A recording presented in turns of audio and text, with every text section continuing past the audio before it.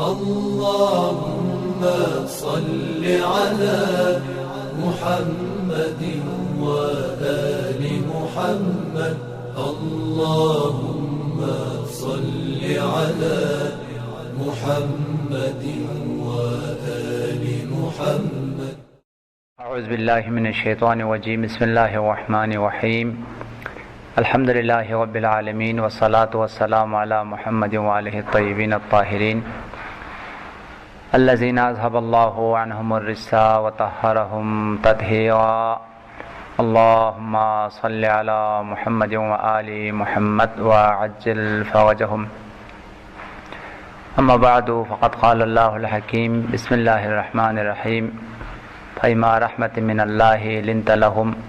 وَلَوْ كُنْتَ فَظًّا غَلِيظَ الْقَلْبِ لَانفَضُّوا مِنْ حَوْلِكَ فَاعْفُ عَنْهُمْ وَاسْتَغْفِرْ لَهُمْ وَشَاوِرْهُمْ فِي الْأَمْرِ فَإِذَا عَزَمْتَ فَتَوَكَّلْ عَلَى اللَّهِ. وقال رسول اللہ صلی اللہ علیہ وآلہ وسلم: علیکم بمکارم الاخلاق فإن حسن الخلق فی الجنہ لا محالہ وإیاکم سوء الخلق فإن سوء الخلق فی الجنۃ لا محالہ. مومنین کرام، ایک انتہائی اہم ترین ایک موضوع جو ہماری زندگی میں ایک بنیادی اور کلیدی اور بہت زیادہ اس کی اہمیت اور اس کی ضرورت کو معصومین کے روایات میں اور آل محمد کے ارشادات میں بیان کی گئی ہے، اور قرآن پاک کی آیات میں بھی اس موضوع کی بے حد ضرورت اور اہمیت کو بیان کی گئی ہے. آج ہم ایک سلسلے کو اسی عنوان کے تحت شروع کر رہے ہیں. وہ اہم ترین موضوع اور عنوان اخلاق کی ضرورت اور اخلاق کی اہمیت انسان کی دنیاوی زندگی میں اور اخروی زندگی میں. انشاءاللہ ہم اس عنوان کے ذیل میں کہ انسان کی زندگی میں اخلاق کی کس قدر اہمیت ہے اور کس قدر انسان کی زندگی میں اخلاق کی ضرورت ہے اور اس کی کیا آثار ہے، اس کی کیا فوائد ہے، آل محمد کے ارشادات کی روشنی میں کس قدر جو ہے ہمیں اخلاق کی تاکید کی گئی ہے اور سفارش کی گئی ہے، کردار کے ذریعے سے، آل محمد کے روایات اور ارشادات کے ذریعے سے، اور ساتھ ساتھ کلام پاک کی آیات کے ذریعے سے. انشاءاللہ آئندہ درسوں میں اس موضوع کو تفصیل کے ساتھ اور اس کی اہمیت اور اس کی ضرورت کو جو ہے وہ بیان کرنا ہے. آج صرف ایک تمہید اور مقدمے کے طور پر اس گفتگو کا جو ہے وہ آغاز کر رہا ہوں. سب سے پہلے آپ کی خدمت میں یہ عرض کرنا ہے، حضور صلی اللہ علیہ وسلم کی زندگی میں سب سے نمایاں اور سب سے جو اہم ترین پہلو ہے، اور اسی کی وجہ سے سرور کائنات انتہائی شاندار کامیابی حاصل کی اور مختصر سے عرصے میں پوری دنیا کو دین کے پیغام کو پہنچانے میں کامیاب ہوئے. اور اس عرب معاشرے میں کہ جس کے اندر تمام برائیاں تھیں اور جس کے اندر تمام خرابیاں بہت کمال کے حد تک بہت زیادہ بلندیوں تک پہنچے ہوئے تھے، لیکن سرور کائنات نے بہت مختصر سے عرصے میں ان تمام برائیوں کو ختم کی اور اعلیٰ اور عظیم انسانوں کی تربیت کی، اور اپنے مشن کو مختصر عرصے میں بے انتہا جو ہے وہ کامیاب کر کے دنیا سے تشریف لے گئے. تو حضور صلی اللہ علیہ وسلم کی کامیابی میں جو اہم ترین راز ہے وہ ان کے اہم ترین اخلاق کا پہلو ہے، کہ جیسے خود قرآن پاک نے واضح لفظوں میں حضور صلی اللہ علیہ وسلم کو جو بزرگ ترین تمغہ دیا ہے اور جو بزرگ ترین صنعت عطا کی ہے وہ خلق عظیم کا صنعت ہے. جیسے کہ قرآن پاک میں رب العزت کا یہ فرمان ہے، اِنَّكَ لَعَلَىٰ خُلُقٍ عظیم. اگرچہ پیغمبر کی تمام جو زندگی ہے، تمام جو صفات ہے وہ عظیم ہے. پیغمبر کا اٹھنا عظیم ہے، بولنا عظیم ہے، اخلاق عظیم ہے، سخاوت عظیم ہے، عبادت عظیم ہے. پوری زندگی عظمتوں کا مجموعہ ہے. یعنی عبادت کو اگر دیکھا جائے تو وہ بھی عظیم مقام پر فائز ہے، اور سخاوت کو دیکھا جائے تو وہ بھی عظیم درجے پر جو ہے وہ فائز ہے. اور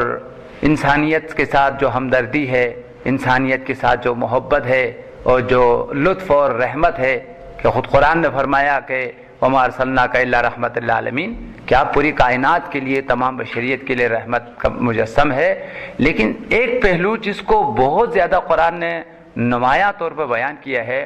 وہ آپ کی اخلاقی بزرگی ہے، وہ آپ کی جو ہے خلق عظیم کا جو ہے وہ پہلو ہے کہ قرآن نے صاف لفظوں میں فرمایا کہ آپ خلق کے انتہائی عظیم مقام پر اور مرتبت پر جو ہے نا وہ فائز ہے۔ لہٰذا پیغمبر جس چیز کے ذریعے سے کامیابی حاصل کی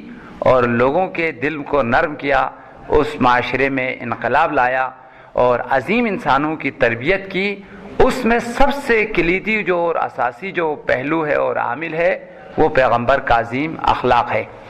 لہٰذا جس طریقے سے پیغمبر اخلاق کے ذریعے سے کامیابی حاصل کی ہے اور خلق عظیم کے مقام پر فائز ہوئے ہیں، لہٰذا پیغمبر ہمارے لیے نمونہ ہے، اور بہترین نمونہ اور آئیڈیل جو پوری زندگی میں پروردگار عالم نے پوری بشریت کے لیے جو عطا کیا ہے وہ سرور کائنات کی ذات ہے کہ لکم فی رسول اللہ اسوۃ حسنہ، کہ تمہارے لیے پیغمبر کی زندگی میں بہترین نمونے ہیں، اور بہترین نمونہ جو ہے پیغمبر کی زندگی ہے، یعنی پیغمبر کا ایک ایک جو زندگی کی جو لمحات ہے وہ ہمارے لیے نمونہ ہے، ہمارے لیے بہترین جو ہے مشعل نور ہے۔ لیکن انہی تعلیمات میں سے جو اہم ترین جو پہلو ہے پیغمبر کی زندگی میں وہ اخلاقی پہلو ہے۔ لہذا ہم جو ہے چونکہ اخلاق کی اسلام میں بڑی تاکید ہے، بڑی ضرورت بیان کی گئی ہے، اور دنیاوی زندگی میں اور اخروی زندگی میں بغیر اخلاق کے انسان کامیاب اور خوشبخت نہیں ہو سکتا ہے، اس لیے انشاءاللہ آئندہ جو دروس ہوں گے اس میں ہم اخلاق کی ضرورت اور اخلاق کی اہمیت اور انسان کی دنیاوی زندگی میں اخلاق کی جو آثار ہیں اور اخلاق کے جو فوائد ہیں اور جو برکات ہے اس کو ہم بیان کریں گے، اور پھر اخلاق کی جو آثار ہے اخروی زندگی میں اور قیامت میں جو انسان کی کامیابی ہے اور عظیم ترین درجات پر فائز ہونے کے جو سبب ہے اس کو بھی جو ہم جو ہے بیان کریں گے۔ میں نے ابھی آپ کے خدمت میں عرض کیا تھا کہ قرآن پاک کی آیات کی روشنی میں حضور صلی اللہ علیہ وسلم کی کامیابی کا جو بنیادی اور اساسی راز بیان کیا ہے قرآن پاک میں خالق دو جہان نے، وہ حضور صلی اللہ علیہ وسلم کی اخلاق کو بیان کیا گیا ہے۔ جیسے کہ میں نے آپ کی خدمت میں سورہ مبارکہ آل عمران کی جو ہے وہ چند آیات کی تلاوت کرنے کا شرف حاصل کیا ہے۔ ان آیات میں پروردگار عالم کا فرمان ہے فَبِمَا رَحْمَةٍ مِّنَ اللَّهِ لِنْتَ لَهُمْ وَلَوْ كُنْتَ فَظًّا غَلِيظَ الْقَلْبِ لَانفَضُّوا مِنْ حَوْلِكَ، کہ یہ خدا کی عظیم رحمت تھی کہ آپ ان لوگوں کے لیے انتہائی بااخلاق ہوئے اور انتہائی جو ہے وہ نرم اور ملائم اور انتہائی مہربان ہوئے۔ فَبِمَا رَحْمَةٍ مِّنَ اللَّهِ، یہ خدا کی عظیم رحمتوں میں سے ہے، لِنْتَ لَهُمْ، جو آپ ان کے لیے انتہائی نرم، انتہائی متواضع اور انتہائی بردبار، انتہائی با اخلاق بنے۔ وَلَوْ كُنْتَ فَظًّا غَلِيظَ الْقَلْبِ، اگر آپ ان کے لیے خدا ناہستہ سخت مزاج ہوتے، آپ کا دل سخت ہوتے اور آپ کے اخلاق اگر اس کمال اور اس عظیم بلندیوں پر اگر فائز نہ ہوتے تو اس کا نتیجہ یہ ہوتا لَانفَضُّوا مِنْ حَوْلِكَ، کہ لوگ آپ سے پراکندہ ہوتے، لوگ آپ کے قریب نہ آتے، اور جس چیز نے لوگوں کو آپ کا گرویدہ بنایا ہے، جس چیز نے لوگوں کو آپ کی طرف کھینچا ہے، اور جس چیز نے جو ہے وہ لوگوں کو آپ کا عاشق بنا دیا ہے، وہ آپ کی کمالات میں سے اہم ترین جو پہلو ہے وہ آپ کا اخلاق ہے۔ فَبِمَا رَحْمَةٍ مِّنَ اللَّهِ لِنْتَ لَهُمْ، کہ آپ ان کے لیے بہت با اخلاق ہوئے۔ وَلَوْ كُنْتَ فَظًّا غَلِيظَ الْقَلْبِ، اگر آپ ان کے لیے سخت مزاج ہوتے اور سخت دل ہوتے تو لَانفَضُّوا مِنْ حَوْلِكَ، لوگ آپ کے اطراف سے پراکندہ ہوتے، لوگ آپ کے اطراف سے دور چلے جاتے اور لوگ آپ کے قریب نہ آتے۔ لہذا قرآن کے واضح لفظوں میں اس بات کا ثبوت ہے کہ لوگوں کو جس چیز نے کھینچا ہے،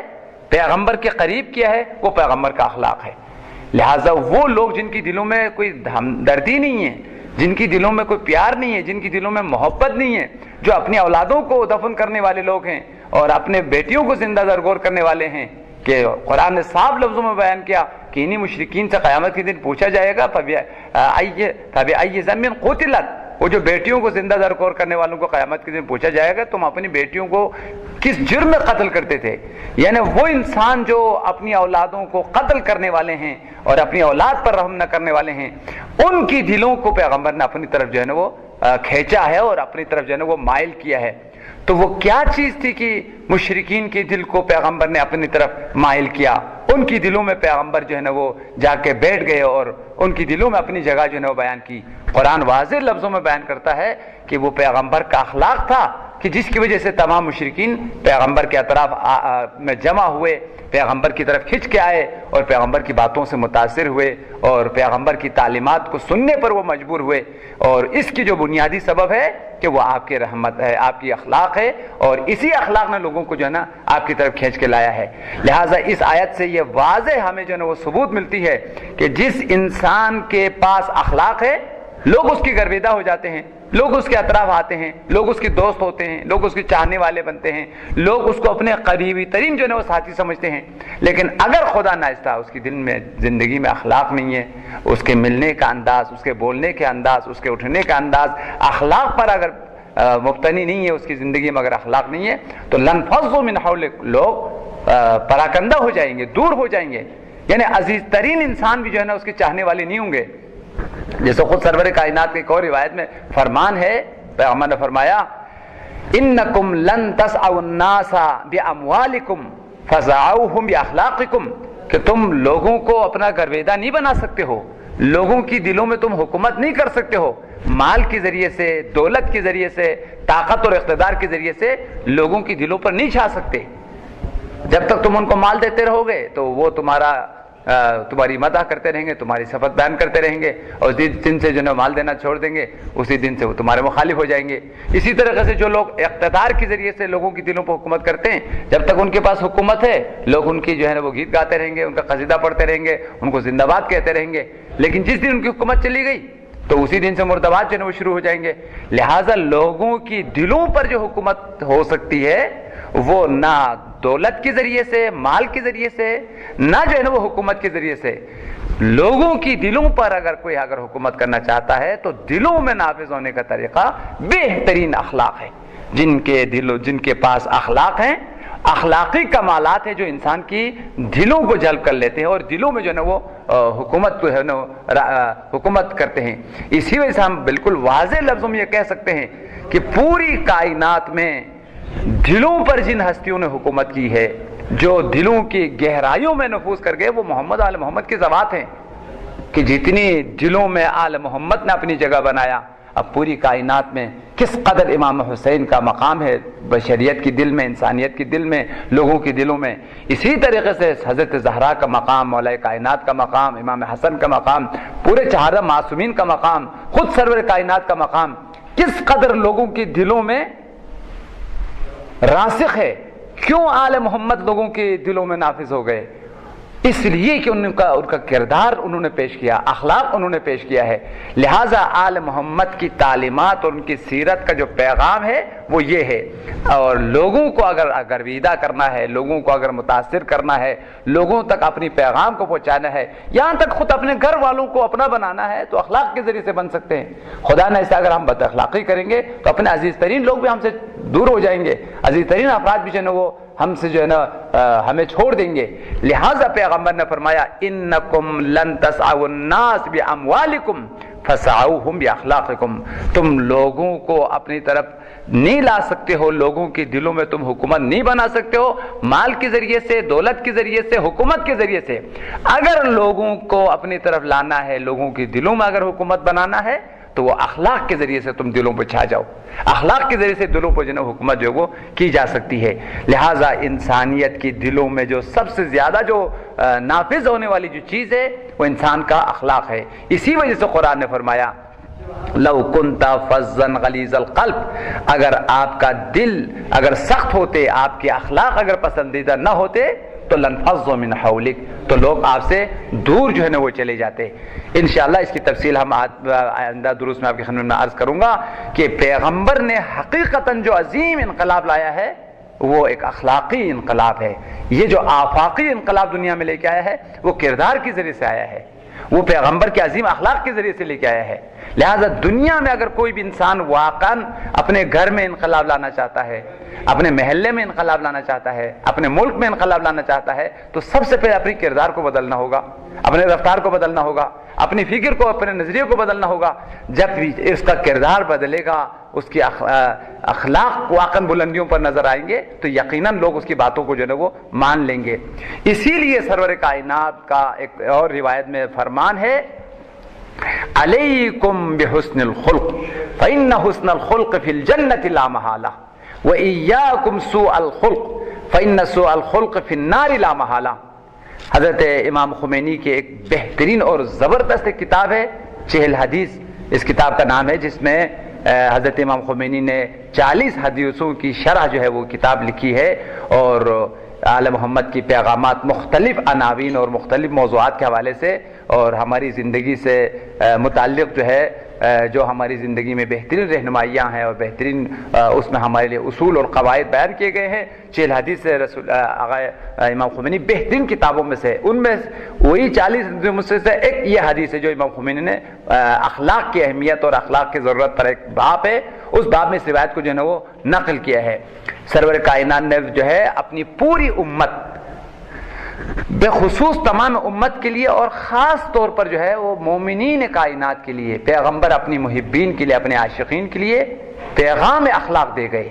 یہ جملہ ارشاد فرمایا، علیکم بحسن الخلق، تم سب پر ضروری ہے، واجب اور لازم ہے، اپنی اخلاق کو ٹھیک کرو، اپنی کردار کو ٹھیک کرو، اپنی نظریے کو ٹھیک کرو۔ علیکم بحسن الخلق، تم لوگوں پر ضروری ہے بہترین اخلاق کو اپنانا۔ اس کے بعد فرمایا، فإن حسن الخلق فی الجنة لا محالہ، وہ انسان جس کی اخلاق بہترین اخلاق ہے،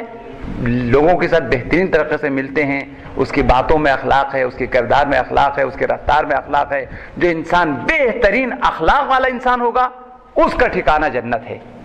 اور وہ جنت میں اس کا جو ہے وہ مقام ہے، جنت میں اس کی جو ہے جگہ ہے۔ یعنی جو انسان با اخلاق انسان ہوگا وہ دنیا میں لوگوں کی دلوں میں جگہ رکھتا ہے، اور قیامت کے دن جنت میں جگہ رکھتا ہے۔ قیامت کے دن اس کا ٹھکانہ اللہ کی بہشت، انبیاء اور اولیاء کے ساتھ اس کا مقام ہے، اور دنیا میں با اخلاق انسان کا جو ٹھکانہ ہے، با اخلاق انسان کا جو مقام ہے، وہ لوگوں کا دل ہے، لوگوں کا قلب ہے، اس کی جگہ دلوں میں ہے۔ انسان کے دلوں میں با اخلاق انسان کی جو ہے مقام اور اس کی جگہ ہے۔ اس لیے حضور صلی اللہ علیہ وسلم فرمایا، علیکم بحسن الخلق، تم سب پر ضروری اور لازمی ہے کہ حسن خلق کو اپنا لو، بہترین اخلاق کو اپنی زندگی میں پیدا کرو۔ اس کے بعد فرمایا، فإن حسن الخلق فی الجنة لا محالہ، یقیناً بہترین اخلاق رکھنے والا جو انسان ہے وہ انبیاء کے ساتھ، اولیاء کے ساتھ، آل محمد کے ساتھ، اس کا ٹھکانہ جو ہے وہ جنت ہے۔ یہ اخلاق کا مقام، یہ اخلاق کا فائدہ کہ دنیا اور آخرت میں۔ اور اس کے مقابل میں فرمایا، وَإِيَّاكُمْ سُوءَ الْخُلُقِ، خبردار خبردار اپنے آپ کو بد اخلاقی سے بچ جانا، اس لیے کہ وہ انسان جو بد اخلاق ہے دنیا میں لوگوں کی دلوں سے نکل جاتا ہے، منفور ہو جاتا ہے، ہر انسان اس سے نفرت کرنے لگتا ہے، ذرا ذرا سی بات پر لڑائی کرتا ہے، ذرا ذرا سی بات پر جو ہے نا وہ لوگوں سے لڑتا ہے، الفاظ اس کی جو ہے نا نازیبا الفاظ ہے، منہ سے غلط جملے نکلتے ہیں، اور معاذ اللہ فوراً لڑائی پہ اترتے ہیں، اور نہ کسی کی عزت کا خیال کرتے ہیں، نہ کسی کے آبرو و حیثیت کا خیال کرتے ہیں، بلکہ بد اخلاق انسان اپنے ماں باپ کا بھی خیال نہیں کرتے، باپ سے لڑ پڑتے ہیں، ماں سے لڑ پڑتے ہیں، عزیزوں سے لڑ پڑتے ہیں۔ کون سی چیز ہے جو ہمیں لڑوانے کی جو سب سے بنیادی سبب بنتا ہے؟ وہ بد اخلاقی ہے۔ جو انسان بد اخلاق انسان ہوگا وہ ایک ایک قدم پر لڑتا رہتا ہے، ایک ایک قدم پر اس کے منہ سے غلط جملے نکلتے رہتے ہیں۔ اس کے مقابل میں وہ انسان جو با اخلاق ہے، وہ اگرچہ اسے دکھ ہو، اگرچہ اس کے اوپر ناانصافی ہو، تو وہ درگزر کرتا ہے، وہ معاف کرتا ہے، اور منہ سے غلط جملہ نہیں نکلتا ہے، منہ سے غلط رفتار، غلط طریقہ کار وہ انتخاب نہیں کرتا ہے۔ اس لیے سرور کائنات نے فرمایا، وَإِيَّاكُمْ سُوءَ الْخُلُقِ، خبردار خبردار اپنے زندگی میں بد اخلاقی نہیں رکھنا۔ اس لیے خبردار بد اخلاقی سے اپنا آپ کو بچانا۔ فإن سوء الخلق فی النار لا محالہ، یقیناً جو بد اخلاق انسان ہوگا اس کا ٹھکانہ جہنم ہے، جہنم کی دہکتی ہوئی آگ ان لوگوں کے لیے ہے کہ جو بد اخلاق انسان ہے۔ ایک اور بہترین روایت جو کہ سرور کائنات کا فرمان ہے، حضور صلی اللہ علیہ وسلم کا ارشاد گرامی ہے، ہماری ایک بہترین اور مستند ترین ایک کتاب تحف العقول کے نام سے ہے، اور اس میں حضور صلی اللہ علیہ وسلم کے بہترین ارشادات اور بہترین روایات کو جمع کیا گیا ہے، اور ہر معصوم کی جو ہے باب میں ہر امام کا کلام اور ہر امام کے جو ارشادات ہیں، پیغامات ہیں، وہ اس کتاب میں نقل کیا گیا ہے۔ تو حضور صلی اللہ علیہ وسلم کے باب میں یہ روایت جو ہے نا، حضور صلی اللہ علیہ وسلم نے فرمایا اقربکم منی غدا فی الموقف احسنکم خلقا واوفاکم بالعہد واداکم للامانۃ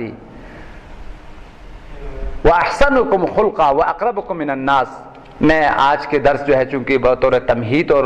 مقدمے کی طور پر ہے، زیادہ آپ حضرات کی خدمت میں جو ہے وہ زحمت دینا نہیں چاہتا ہوں، بس اس روایت کو آپ کی خدمت میں بیان کر کے اپنی زحمتوں کو تمام کرنا ہے، لہٰذا اس پر آپ حضرات کی توجہ کا میں طالب ہوں، اور انشاءاللہ اس روایت کو آپ اپنائیں گے تو پیغمبر نے آپ کو جنت کی بشارت دی ہے، اور اپنی رفاقت اور قیامت کے دن اپنی ہمنشینی اور اپنے ساتھ قیامت میں محشور ہونے کی جو ہے وہ بشارت دی ہے۔ حضور صلی اللہ علیہ وسلم نے فرمایا قیامت کے دن مجھ سے نزدیک ترین اور قریب ترین فرد وہ ہوگا جس کے اندر 5 صفات ہوں گے۔ جو ان 5 صفات کو اپنانے والا انسان ہوگا وہ آل رسول کے ساتھ قیامت کے دن محشور ہوں گے۔ پیغمبر نے فرمایا وہ کل میرے ساتھ قیامت کے دن محشور ہوں گے۔ سب سے نزدیک ترین فرد قیامت کے دن میرے ساتھ وہ انسان ہے جس کے اندر جو ہے نا وہ یہ 5 صفات جو ہے نا جس کے اندر پائے جاتے ہوں۔ سب سے پہلی صفت کیا ہے؟ اوفاکم بالعہد۔ وہ انسان قیامت کے دن مجھ سے نزدیک ترین انسان ہوگا جو سب سے زیادہ باوفا انسان ہے۔ اس بات پر توجہ کریں، بے وفا انسان خدا سے دور ہے، وفا انسان پیغمبر سے دور ہے، بے وفا انسان آل رسول سے دور ہے، لوگوں سے بھی دور ہے۔ وہ انسان اگر پتہ چل جائے کہ یہ وفادار انسان، اس کی کوئی وفا نہیں ہے، تو لوگ اس سے نزدیک نہیں ہوتے، لوگ اس سے محبت نہیں کرتے، لیکن جب پتہ چلا کہ یہ بہت وفادار انسان ہے، یہ کبھی کسی سے بے وفائی نہیں کرتے، تو یقیناً وہ لوگوں سے قریب ہو جاتے ہیں۔ تو پیغمبر نے فرمایا چونکہ پوری بشریت میں سب سے باوفا جو ہستی ہے وہ میں ہوں، میرے آل ہے، محمد و آل محمد ہے۔ سبحان اللہ، یہاں پر ایک ہستی جو دامن ائمہ میں تربیت پائی، دامن آل محمد میں جس میں پرورش پائی، اس کا نام ہی شہنشاہ وفا بن گئے۔ وہ امیر المومنین کا فرزند،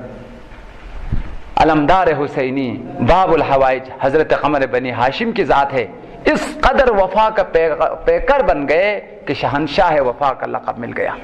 لہٰذا آل محمد کا جو اہم ترین جو ہمارے لیے ایک پیغام ہے وہ پیغام وفا ہے، کہ جس طرح کربلا والوں نے ایک صحابی نے امام حسین کے ساتھ جو ہے وہ وفا کیا۔ خود مولا امام حسین کا فرمان ہے ما وجدت اصحابا اوفا من اصحابی، پوری دنیا میں میرے اصحاب سے بڑھ کر باوفا کوئی انسان نہیں ملے گا۔ واقعاً وفا کی، اپنی جانوں کو فرزند زہرا پر قربان کی۔ لہذا پیغمبر نے فرمایا جو سب سے باوفا انسان ہوگا وہ قیامت کے دن جو ہے نا میرے ساتھ محشور ہوں گے۔ پہلی صفت وفا ہے، اور دوسری صفت وہ اصدقکم للحدیث، جو سب سے زیادہ سچا ہو، کبھی جس کی زبان سے جھوٹ نہ نکلتا ہو، کردار میں سچائی ہے، زبان میں سچائی ہے، جو سچا انسان ہو، یعنی جسے ہم کہہ سکتے ہیں یہ صادق انسان ہے، واقعاً سچ کہنے والا، جس کے کردار ہو، زبان ہو، زندگی میں سچائی ہے۔ پیغمبر فرمائے یہ قیامت کے دن میرے ساتھ محشور ہوں گے۔ دوسری صفت صداقت اور سچائی، اور تیسری صفت فرمایا وَأَدَّاكُمْ لِلْأَمَانَةِ، وہ شخص جو لوگوں کی امانت کا امین ہو، لوگوں کی امانت کو سب سے زیادہ جو وہ ادا کرنے والا انسان ہو، یہ تیسری صفت۔ چوتھی صفت فرمایا وَأَحْسَنُكُمْ خُلْقًا، وہ انسان قیامت کے دن میرے ساتھ محشور ہوں گے جو سب سے زیادہ با اخلاق انسان ہے۔ اس لیے کہ پوری دنیا میں سب سے زیادہ با اخلاق انسان جو خلق عظیم کے درجے پر فائز ہے وہ خود پیغمبر کی ذات ہے۔